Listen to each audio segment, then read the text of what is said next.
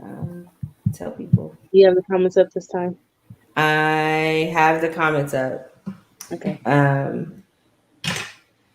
We're now live. Hey everybody. Awesome. Um, waiting for just some, waiting for people to join. I see that we have gone live on YouTube, and I know there was an issue with Facebook previously, and so I'm just double checking that. It says we're live on Facebook because I just got the notification. Okay, cool. Yeah. Hey everyone. We're here. Woo-hoo! Raise the roof. I've been doing that all day. I'm sorry. Janai's here. Hey Janai, welcome. Hey, she coming so fast.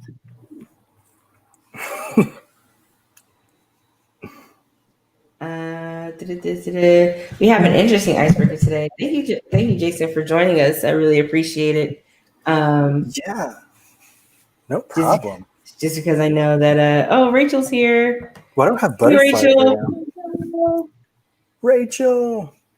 I don't know. You have an online presence, which is interesting that you would have butterflies. Yeah, I don't know why. Like, it feels like I'm getting ready to like before I teach a class.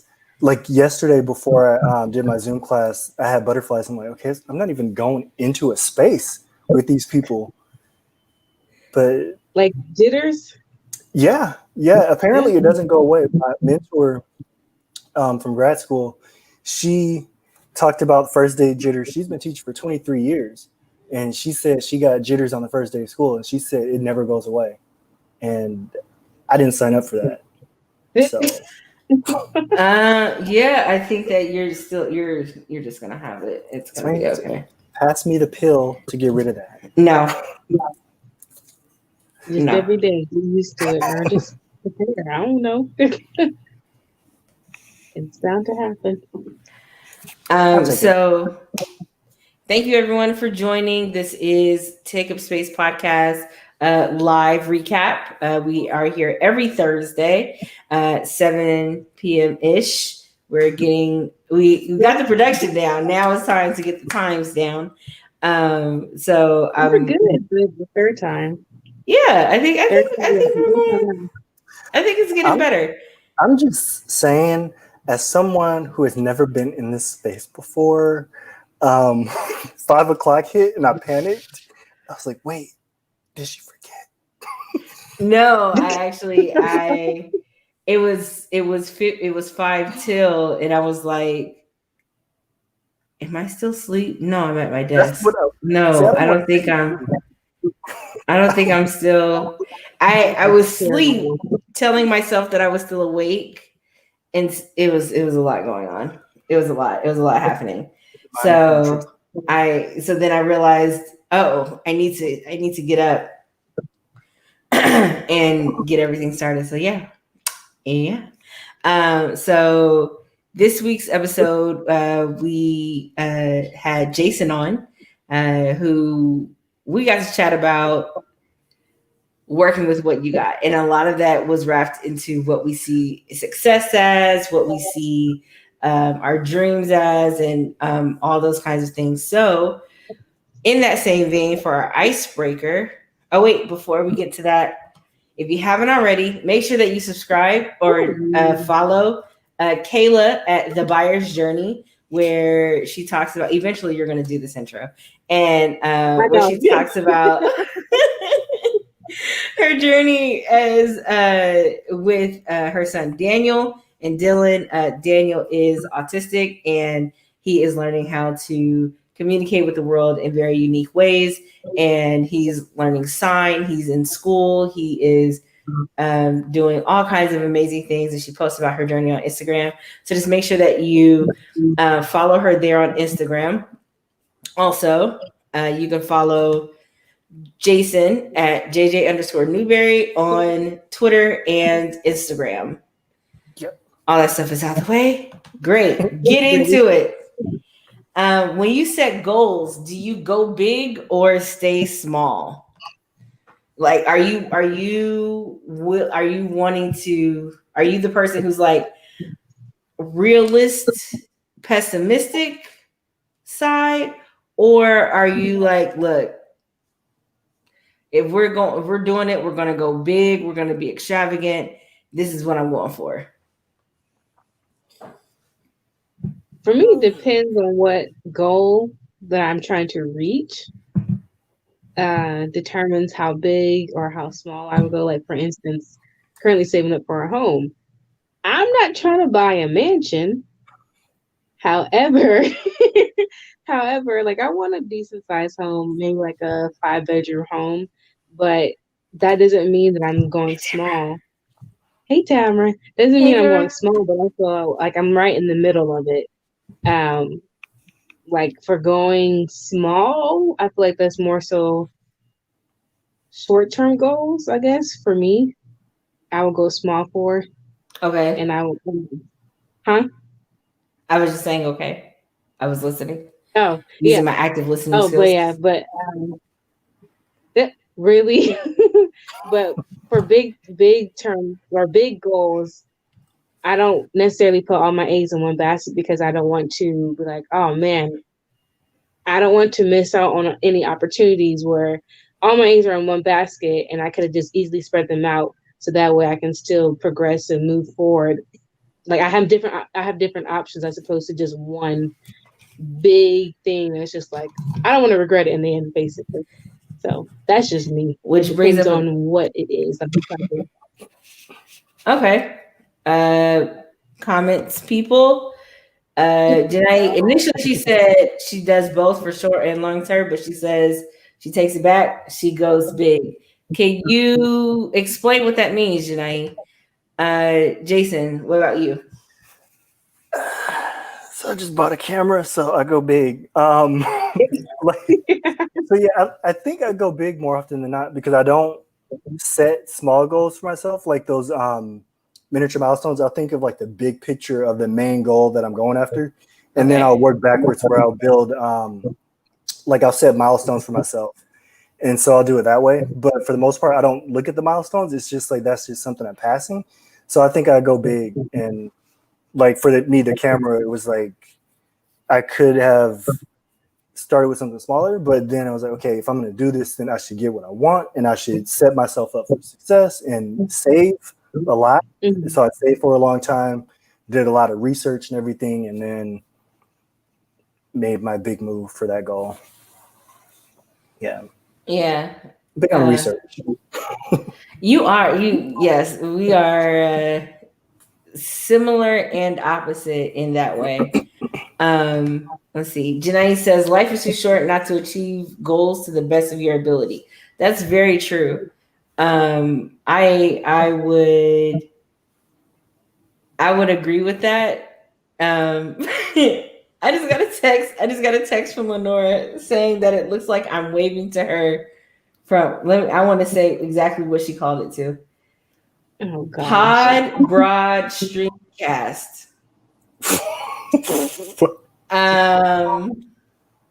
Yes, if that's what you feel, Lenora, we are waving to you. Hi, Lenora. Okay. Okay, Ricky. Pod Broad Streamcast. I don't broadcast pod stream.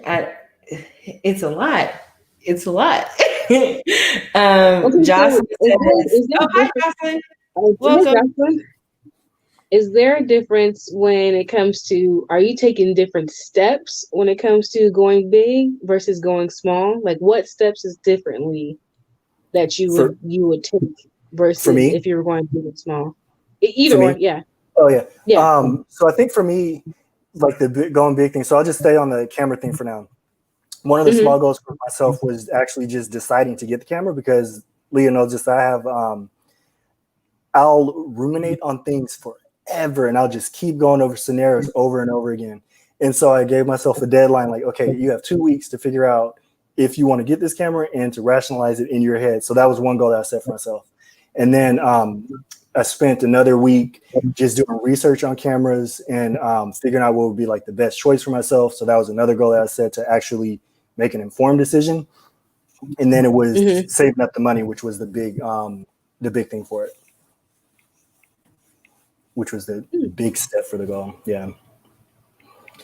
Because So like I you're more said, so like a step by step until you reach your goal. yeah. And Okay. honestly, it's a very, for the most part, it's a formulaic process because for me, everything works like in outlines and stuff. Like when I'm working with my students, everything is like, I need to know as much information as possible so I can organize it. And so I can back up any claim that might come my way so I can know what I'm talking about if I'm going to be challenged in some way. Because I don't like to be challenged. So, and so when I'm challenged, I like to have as much information as possible so I can hit him back with a, well, actually, and then that's With the comeback. yeah. Like, well, yeah, you make a good point, but sit down. I think that when we're setting goals, that like doing it, taking it the way that you do it, Jason. I think a lot of people have that mindset of, okay, this is the big goal. Now work backwards, and what do I need to achieve to get to that goal? And I think that is really important, because if you don't realize, okay, well, if the goal is to buy the mansion, or if the goal is to buy the house, there are some smaller things, some things that can be missed in detail, right, if we don't, look at those things, and we will miss it, and then we'll miss our goal. But I wanted to ask, because Kayla brought it up as far as like putting all the eggs in one basket. Do you feel that if you have a plan B, that you're settling for that in case it doesn't work? No. I like to have a plan B, plan C, at least a plan C. Is it different? Okay, well, I should ask this. We know there's many roads to get to one thing, right? We can take many different ways. Are your plans actually another way to get to the same goal, or do you just abandon that goal in general and then go to something completely different? So say, for instance, if you didn't meet your deadline to get your camera, right? Do you just move on and go, okay, looking at a car now, or now I'm looking at moving, or now I'm looking at this job or whatever? Do you just abandon the goal completely? No, for me, it's more of having something so that like, or plan B or plan C is so that the main goal can be put on pause. So it's like you're taking a different route, basically. Okay. Make sure that you're not stagnant, but also that so you're still progressing, but you're not progressing in a different direction, unless that's what you want to do in the first place. What about you, Kayla? Me, I'm definitely more so like keep trying, and then once I'm just like, okay, I've exhausted all that I can possibly do, then I'm just like, okay, kind of abandon it, I guess you would say. Once I know that I've tried everything that I can try. Yeah. Or that I can do. Yeah. Tamara's, hold on, sorry. Tamara's asking the comments here. I've only seen one comment from Tamara. I was trying to look for that. I only see the hello comment. Janai says, do you ever penalize yourselves for when you don't achieve your goal?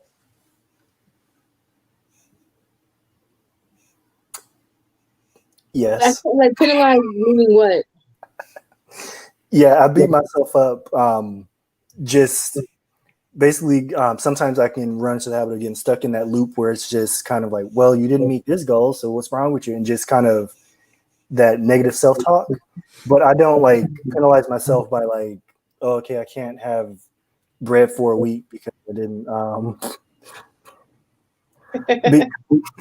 don't know why bread, but yeah, I don't withhold that kind of stuff for myself for that kind of thing. But it's more of mental beat up.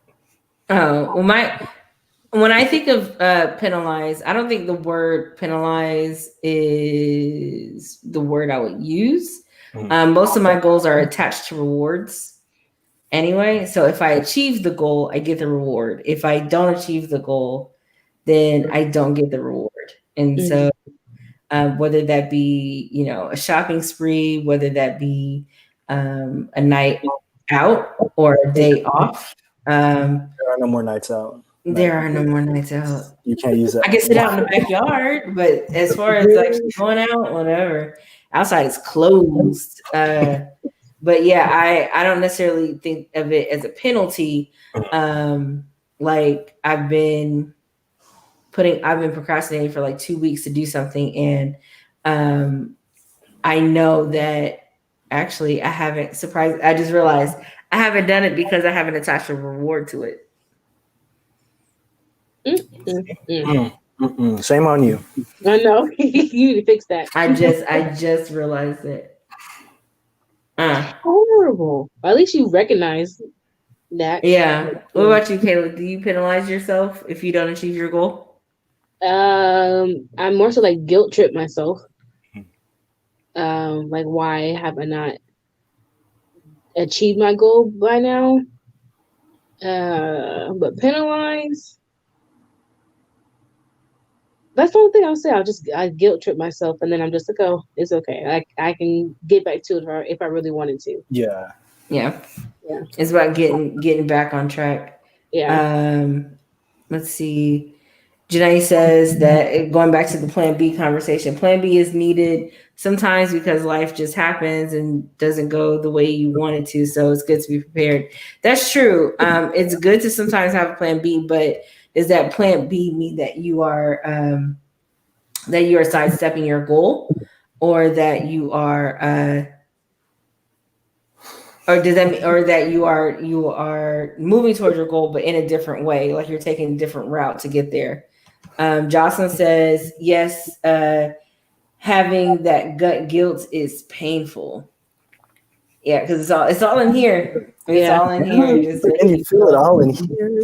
Yeah, it's just like, it's this overwhelming sense of just why. But one of the things that that I've been learning over the last year, about a year and a half, is just understanding why maybe you have a meta goal and actually being compassionate with yourself. Because sometimes, like Lee, if you came to me and said, I set this goal for myself, but I haven't done anything to do it, and now I feel like this, or I feel crappy about it, or I don't understand why I haven't done it, we will probably talk through it, and then I would probably be like, oh, well, it's not so bad. You're going through all this other stuff. You're working. You're starting all these businesses and stuff, and have that kind of compassion for you. But we don't do that for ourselves. We beat ourselves up, and if anybody else talked to us the way that we talk to ourselves, we would probably beat them up, right? Yeah. Whoa! I'm coming to you with my problem. So it's like you gotta take a step back and take inventory of like, okay, so why didn't I get the camera? Well, maybe I was working too hard. Maybe the dog was distracting me. Maybe I had to spend money on other stuff. Maybe there were other more global things that were going on. So you have to take a step back and really think about why things didn't work out the way they did. And that's my analytical side again. Sorry. No, that's good. I think that we don't, and that's one thing I tell people all the time, especially now as being older and learning how to build, because I look at the foundation of relationships and learning how to build a solid relationship starts with that openness in communication. And I feel like as long as there's respect, that openness can be there. But then also I need grace. And so if I know that I have to, if I know that I need grace because I may step on your toes, I may become disrespectful unknowingly, I may do something that may irk you and not know it. So I'm gonna need that grace from you, and I may do it, just to tick you off, see what happens. I don't know, but I think that it's important to understand that as much as we need grace from other people, it's important to give it to ourselves, because we're not going to be perfect all the time. We're not machines. Even machines are not perfect all the time. So I think that it is important that we, when we're setting these goals, to be gracious with ourselves and know that we're only human. Yes, I realize that we have these extravagant goals to reach, but at the same time, like, let's understand a little bit, like, are you really working as hard as you can?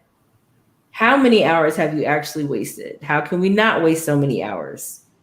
Maybe waste 2 instead of 14. Let's talk about that a little bit.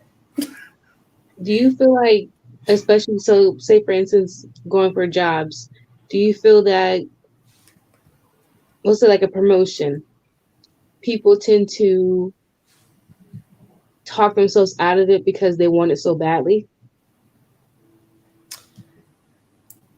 I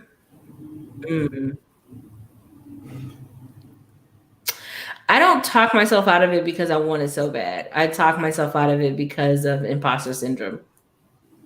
Like, I know that I can do it. I know that I'm qualified. But at the same time, I'm like, I'm getting all these accolades. People know that I'm good. I know that I'm good. But what if one day I'm not? What if they find out that I'm actually like putting on a front? You lied on your resume. Yeah. What if they realize that it actually took me 3 semesters and not 2? Like, what if my performance doesn't match what they thought? Yeah, like, it's just it's a lot of and no, I'm sorry, Tamara, Rachel, for some reason. Oh, Tamara, yours just says goals, dreams, and aspirations. I don't know if that are you pertaining that to this conversation, or is your comment just delayed? I'm not really sure. But that comment came up. I know they're texting about that. But I tend to talk myself out of things because of imposter syndrome and knowing that there's other people who are more capable than I am. How about yourself, Jason? For me, it's more so, I guess I don't like the idea of being the center of attention and stuff. And so I guess it does kind of go back to imposter syndrome, or I don't want to be made a spectacle of, because then I'll know, like, oh, okay, more people, they're going to be more eyes on me, more pressure.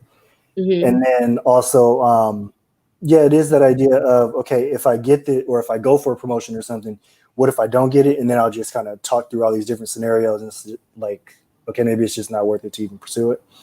So yeah, it's like a combination of what Leah talked about, and then just that idea of, I don't want to be disappointed by it in the end if it doesn't work out. So self-sabotage is the name of the game. Oh, self-sabotage. That's a topic for another day. That is. I didn't realize I was doing it until I did it. Until you didn't set the reward for yourself, Leah.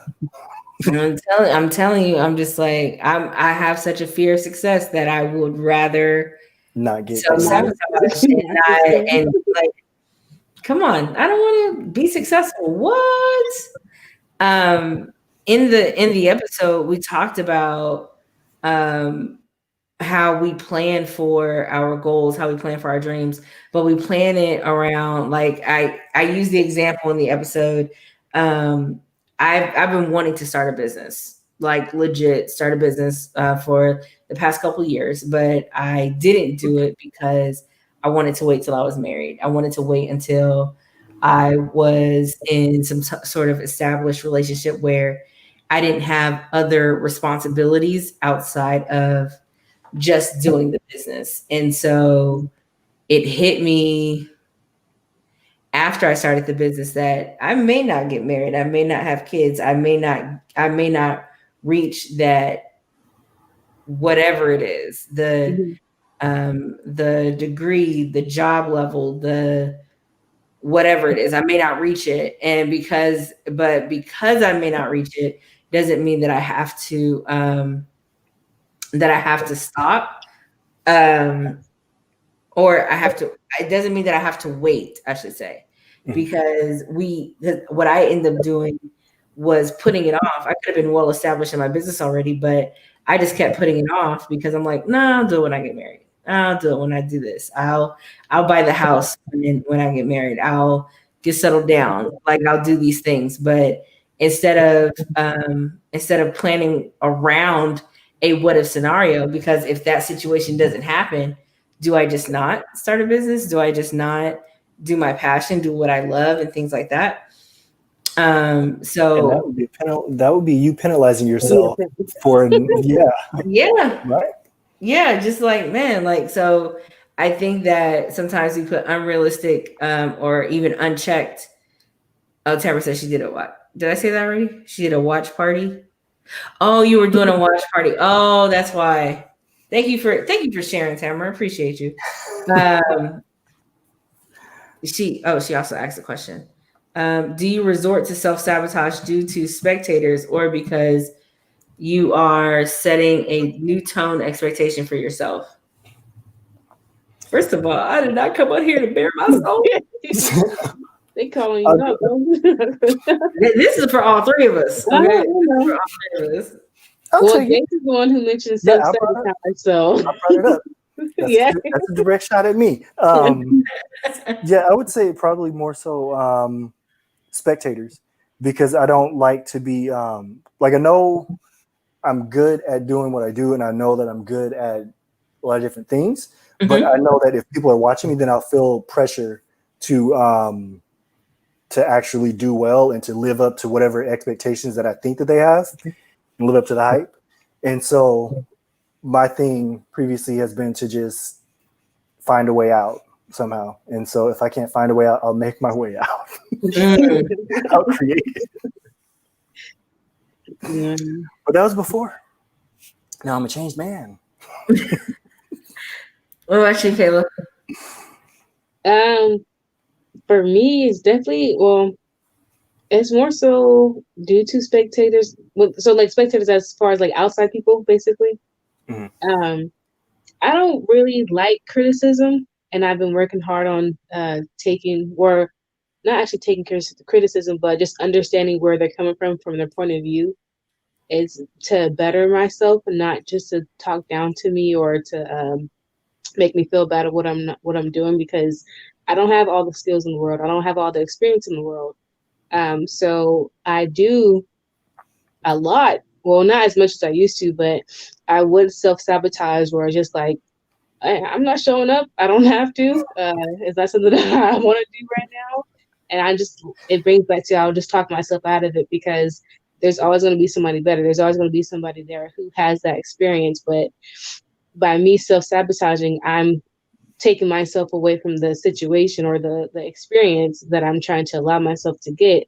But I won't give it to myself, because I'm like, oh, did I say that? Yeah, like, did I say that wrong? Did I do this wrong? And it's just the what ifs, or basically just like you mentioned earlier, like the jitters. I get that a lot, where I'm like, oh, if I'm getting this feeling, maybe it's not a good feeling. Like I shouldn't be trying. Like it feels like that fight or flight thing, and it's like, okay, well, my instinct told me to run. Yeah. Right? I see the exit right there, so let me go ahead and take it. The exit sign gets bigger and bigger every time. It's like, I used to do that whenever I walk into a room, is just look for every single exit. And I realized, like, it was last year that I realized that it was because I was looking for an out in every single situation. Well, realistically, it is good to know where the exits are. But the way that I was looking at it was like, okay, this is an anxiety thing. Like, if somebody talks to me or something, or if there's some kind of like something that I don't like, or somebody does something to me, I have to find a way out. Yeah. That's really like when I go to restaurants and stuff, like I always make sure my back is never to the door. Right. I don't like sitting by big windows or anything like that. I never thought about it as like always looking for a way out, but I always had to know, like, okay, in for safety scenario, how do I get out? Yeah. That's why it sucks for me, because it's like, I know realistically I need to know a way out for safety reasons. Yeah. I have to know, but then on the other hand, I have to balance it with that anxiety record that plays over and over again. Yes, yeah, and we talked about that on a previous episode. Jason is on 6 maybe 6 episodes, less than half. But I think that to answer Tamara's question, I know that I'm amazing at what I do. Anything that I put my hands on, I can learn it really fast. I can do it very well, especially if I want to do it. I think that my self-sabotage comes from the only time that I think that I am not good is when there are other people there. And so I think it comes from spectators. In a vacuum, I'm awesome. But in the context of the world, I may be mediocre. So I think that a lot of it comes from spectators, and I'm just like, I would just rather not try. Sugar, you're not mediocre. Don't ever say that again, Sugar. Don't you ever say that. Okay, last week it was Janai. Now it's Tamara got us out here just trying to. Why is it so easy for us to motivate others to stay the course, then encourage ourselves, especially when trying to attain a goal? I'm going to go first on this one because we don't have the whole picture. It's easy to tell other people, don't focus on the stuff that is holding you back. Don't focus on the other people, because when we say that to them, it's because we want to hear people say it to us. So we're really talking to us. But I think that because we don't have the whole picture, it's easy to speak to universal truths. There's always going to be naysayers. There's always going to be haters. There's always going to be a reason why we can't do. There's always going to be a reason why. There's always going to be a reason to say no. These are things that are universally right. We know these things, but when we talk to other people, it's good. Like I'm great at encouraging other people when it comes to myself.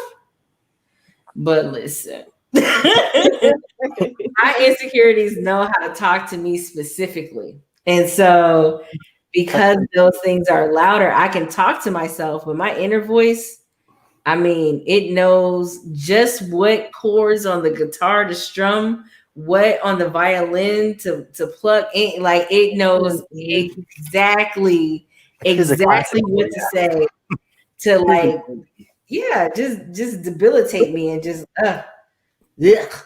chop you down. Yes. What about y'all? Terrible. Wait, hold on. Comments real quick.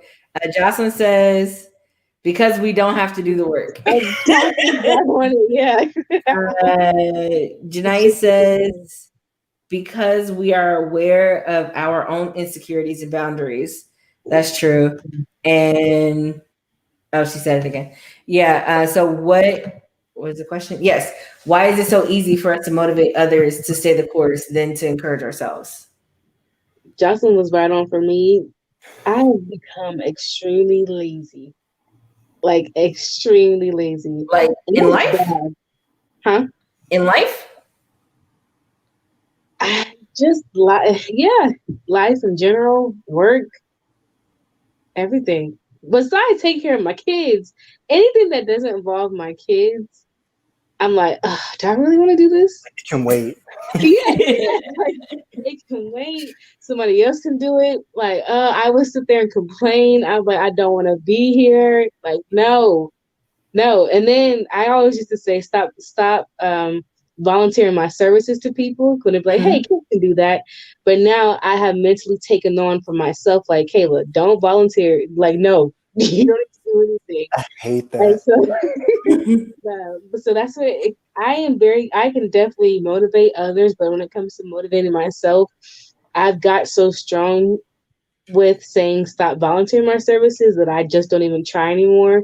But now I'm trying to get myself out of that because I see how much I am missing out on.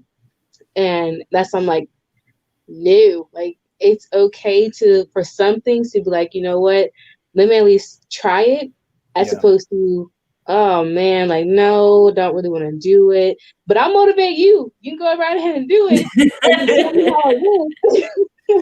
Because I'd rather be now, this point in time, I rather like, hey, I can do it by myself, or I can do it with you. And so that way we can both talk about it as opposed to, yeah, you tell me how it went. If you like it, okay, that's great. If you don't, see, I didn't miss on nothing because you didn't like it, so don't point at me trying it.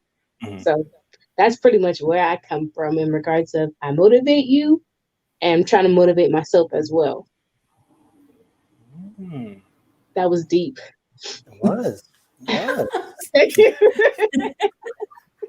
What about you, Jason? Well, Oh Lord. no, I think you actually, for me, you hit the nail on the head, Leah, in that when I try to motivate people, I'm trying to give them what I want to hear from people. Like if I'm encouraging somebody to start writing or something, or to that whatever they're writing, just get it out on paper and to just purge everything. Then I'm sort of, as I'm giving them advice, I'm sort of trying to talk myself into doing the same thing and putting it out into the ether that someone else will eventually randomly come to me and just say the same thing. But yeah, for me, it's easy for me to motivate people because I'm looking for that from people. Plus, I'm naturally extremely sensitive and empathetic towards people's like what they're feeling and everything. Mhm. Mhm. And so I try to get them out of whatever they're feeling, and I can kind of pick up on what would motivate them easier than I can on what would motivate me. So apparently I can read people better than I can read myself. So thanks for that therapy session again. All right. Last question we have of the night, and then we'll wrap it up. Tamara, again, bearing our souls out here. What are three things, a little less this time, what are three things that you all do to stay motivated? Ooh, I'll start with this one. So one is walking. So even if I'm working on like a writing project or something, which I've been working on for years now, as Leah knows, if I'm working on anything, then I have to take a walk around the block just to get me moving, first of all. Otherwise, I'll actually get stagnant in my body, which makes me stagnant in my mind. So if I move for about 30 minutes, walk for 30 minutes, then I can come back to my room and close my door and just start getting like either grading or writing my own stuff, planning for my classes and stuff. I'm a lot more motivated when I walk and when I'm moving.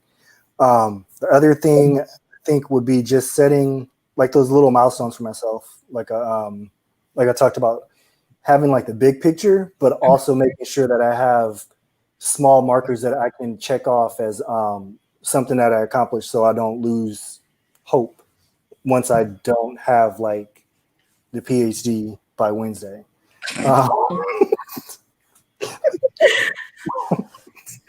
You know, and the other one probably would be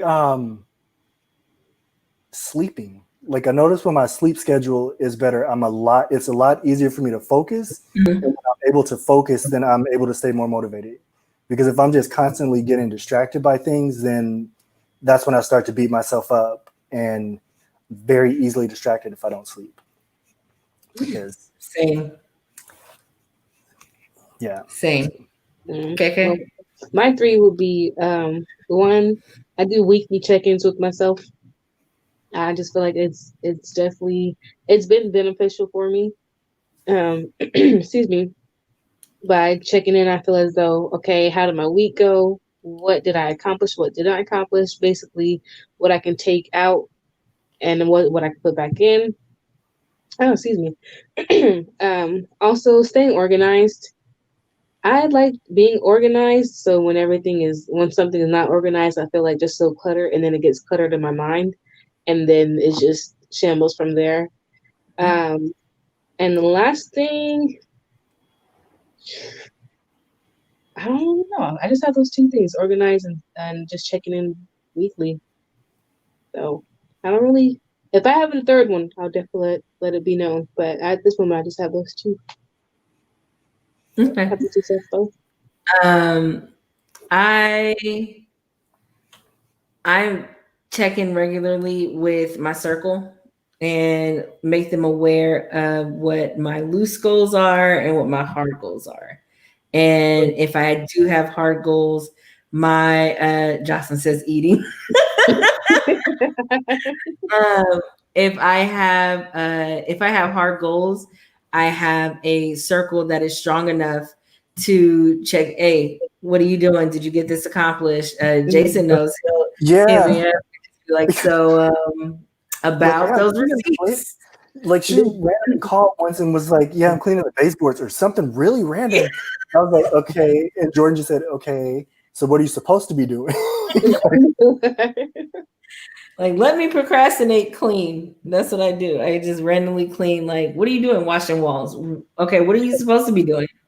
Like, how did you end up washing walls? What's going on? But my circle is, I trust my circle a lot. And my circle really keeps me honest and keeps me moving forward. Also, what keeps me motivated is my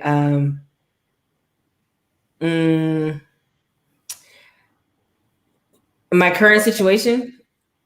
Like, I know that I can be better, and I know I can never be happy if I know that there's more that I could be doing. So if I know that I can keep looking forward to something, I have that, which is also ties into like the third thing, which is just living in the moment, where I'm just like, I get to take in everything of where I am and know that I can create a better future for myself. So building that legacy, knowing that even taking a few steps today, excuse me, hiccups. Whoa.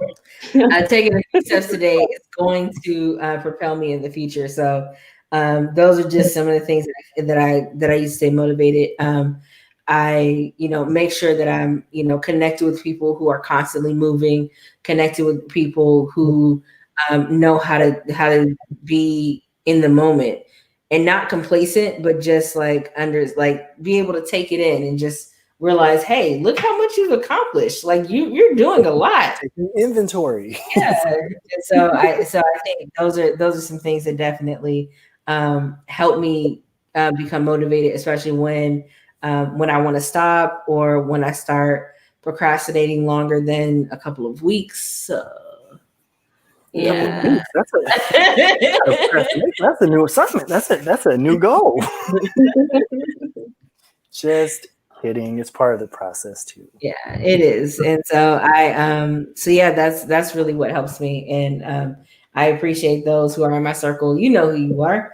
And y'all don't have to be seen. But I appreciate y'all when y'all do come to the forefront and really help to propel me forward. And it makes a huge difference in my ability to just achieve. So yeah, I'm just grateful. Jocelyn says her motivation is eating, and Janae says love the vibe tonight. Thank you, Janae, appreciate it. With that, do you all have anything to plug or anything? All minds are clear. What'd you say? No, I said all minds are clear. Yeah. I have a good conversation tomorrow when I talk to my girl. I'm definitely good. Send y'all oh my gosh. So don't forget to go to Instagram and follow the buyer's journey. And don't just follow, but actually engage with the content. Kayla does a great job of doing photograph and video documentary of how Daniel is learning, Daniel is growing, and how Dylan just be in the background lurking all the time. Constantly on the move. It's a great thing. Also, make sure that you follow Jason on Instagram and Twitter at JJ_Newberry. He is very active on social media. Yeah. Make sure you follow us at Take Up Space Pod. Make sure you are subscribed to the YouTube channel, and make sure that you are tune in. We did have a new debate this round drop to 5. Round 5 dropped today. The protests are not working. That's the topic today. And what I was trying to not say, but I'm going to say it anyway, because now I have to hold myself to it. I am going to start group consultations. They're free for public speaking starting Saturday. So starting Saturday, free group consultations. You can, and from every Tuesday, every Saturday. The information is on the website, championsofdiscourse.com. I'll be sure to put out posts on Champions of Discourse on Facebook, Instagram, and Twitter. Thank you so much for tuning in tonight. I appreciate you. Please make sure you like, share, and subscribe. Anything else from everybody else? Appreciate you for being here. Yeah, thanks for being here. Leah, you should set a goal real quick for that thing that you have been So procrastinating. listen, here's how this is. You want to? Here's what's funny. This is how I worked around it, because for a long time I didn't want to record it. It's literally a 30-second promo for the group consultations. So instead of me doing it, I wrote out a script and gave it to Kayla for Kayla to do it, and then I just have to edit it. So I didn't give Kayla a time frame. I was just like, do it when you can. So then that way, if she takes too long, it's not my fault. Yeah, self-sabotage. That's your out right there. That you Yeah. So whenever she gets it back to me, is when she gets it back to me, and that's when I can. Well, that's when I can make it. I did it. Yeah, you just have to redo it. Anyway, thank y'all for joining our live. Thank you. Public speaking group consultations start on Saturday. Please sign up. They are free. It lasts about an hour. And just talk about the tools necessary to be a great orator. Appreciate y'all. Y'all have a good one. Peace out. Bye.